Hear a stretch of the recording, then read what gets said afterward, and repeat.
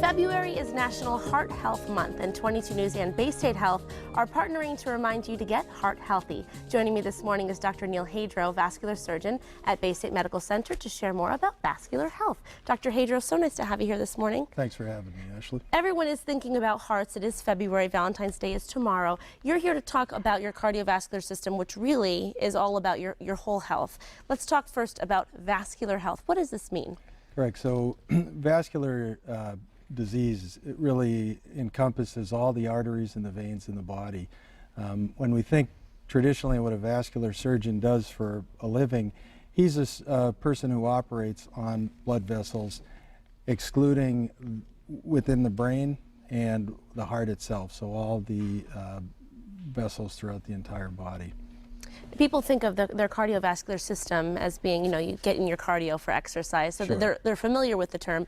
What are some serious cardiovascular conditions that could affect people? Yeah, so traditionally I think the most important, when you talk about peripheral vascular disease, we're talking about what everybody understands as garden variety atherosclerosis, or hardening of the arteries. And that can manifest in a lot of different clinical scenarios. So we talk about some of the major problems people face with stroke and stroke prevention, heart attack and heart attack prevention. And a lot of, when we talk about peripheral arterial disease, and there's a huge awareness about that, I think nationally, we're talking about people with pain and discomfort in their legs with walking, diabetics with wounds that don't heal. And the importance of identifying those problems early is that is a marker of a systemic condition that, once identified, is really associated with bigger issues for the entire person and is associated with the reduced life expectancy, because atherosclerosis, it's like real estate. It's all about location, where you'll feel the symptoms, but it implies a global problem, and the most important place is really in the heart and the brain, and the risk of heart attack and stroke. Of course. Now, can this affect someone at any age, or would you say it's more as you get older? Yeah, it can, but primarily this is a process of aging, and it's something that is, it tends to be older people, it tends to be people that have had exposure for a long period of time to risk factors such as smoking being number one, diabetes being number 2 or 1.5, and cholesterol management. So these are the risk factors, and it really does become, with the exception of some unique people with some family history, something that we see in the 50, 60, 70-year age group. But if those things that you can control, quit smoking, get active, those things, you really want to make sure that you do have them under control to prevent any serious condition. Yeah, absolutely. The things your vascular surgeon can do, he can do operations to lower your risk of stroke, he can do operations to help you walk better, he can do operations to help you heal wounds, but for you to live longer requires you to get your arms around these risk factors. Right. And there's some things you can't control, the genetics that you've been dealt, but there's plenty of things you can. Absolutely, smoking cessation, blood pressure control, having a lipid panel check, your cholesterol level, and making the appropriate dietary or medical adjustments to control that is very important. So those are the type of things that you can affect. And one of the most important things is an active lifestyle. I mean, you got to get up, you got to get some level of physical activity, you got to keep moving. I mean, those are very important things to prolong your life. And people think about it just to be fit, to fit into their size, whatever genes, but really it's about your health and being healthy.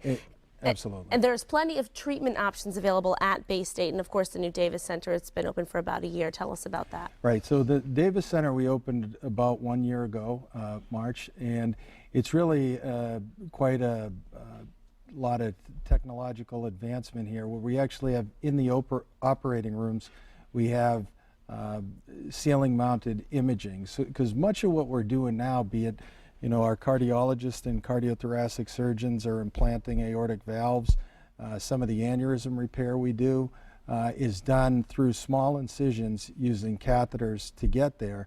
And with the smaller incision, it's a safer procedure. People are out of the hospital sooner and back on their feet a lot quicker. So these rooms have created these sort of hybrid rooms that are sort of x-ray suites, also operating rooms at the same time. It's allowed different specialists to collaborate and work together on patients and bring their different skill sets to really optimize their outcomes. Yeah, when it comes to your health, you want to obviously get the best care there is. So it's important to know that there is that state-of-the-art facility right here in Western Mass. Yeah, absolutely. Gives you peace of mind for sure.